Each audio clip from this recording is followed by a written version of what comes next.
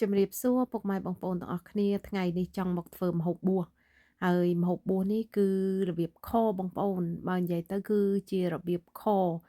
តៅគ័របងប្អូនហើយនេះមានប្រភេទវែងខ្លីក្រាស់ស្ដើងអញ្ចឹងណាដោយសារហេតុអីខ្ញុំទិញខុសគ្នាអញ្ចឹងបងប្អូនព្រោះអីវារសជាតិខុសគ្នាដូចថាយើងញ៉ាំទៅអាខ្លះទៅវារៀងស្វិតអាខ្លះទៅវារៀងទន់អញ្ចឹងខ្ញុំទិញអាមានអាស្ដើងផងអាក្រាស់ផងហើយអាវែងនោះវារៀងស្វិតអញ្ចឹងទៅណាអញ្ចឹងពេលដែលយើងញ៉ាំទៅវារសជាតិខុសគ្នា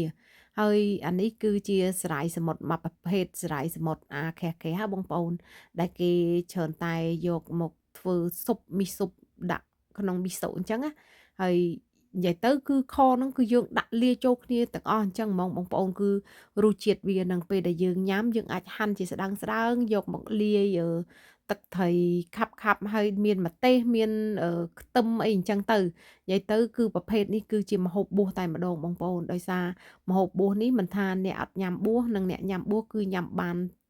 ទាំងអស់ដោយសារជាប្រភេទម្ហូបសាមញ្ញនៅតៃវ៉ាន់ណាបងប្អូនមិនថាភោជនីយដ្ឋានទូចៗគេតែងតែធ្វើដើម្បីឲ្យភ្ញៀវគាត់កំងញ៉ាំជាអាហារសម្រន់ណាមុនអាហារដែលយើងលើកមកគេតែងតែធ្វើនិយាយទៅនៅប្រទេសចិនតៃវ៉ាន់គឺគេមានអាបោះម្ហូបប្រភេទអញ្ចឹងសម្បូរមែនតើជួនកាលទៅគេឆាតើគ័រជាមួយនឹងកូនត្រីអីអញ្ចឹងទៅជាមួយម្ទេសជាមួយសណ្តែកដីអីអញ្ចឹងទៅក៏ឆ្ងាញ់ដែរហើយការវិធីធ្វើរបស់ខ្ញុំហ្នឹងគឺអញ្ចឹងឯងបងប្អូនមើលតាមនៅក្នុងវីដេអូប្រើទឹកស៊ីអ៊ីវហើយនឹងប្រើទឹកស៊ីអ៊ីវខាប់និយាយទៅគ្រឿងគឺអត់មានពិបាកអីទេគឺនាងខ្ញុំលាយដោយខ្លួនឯងអញ្ចឹងព្រោះអីម្នាក់គឺថាធ្វើស្នាដៃគឺខុសគ្នាហើយនាងខ្ញុំគឺធ្វើគឺតាមចំណង់ចំណូលចិត្តរបស់នាងខ្ញុំក៏ប៉ុន្តែអ្វីដែលសំខាន់បំផុតនោះគឺថា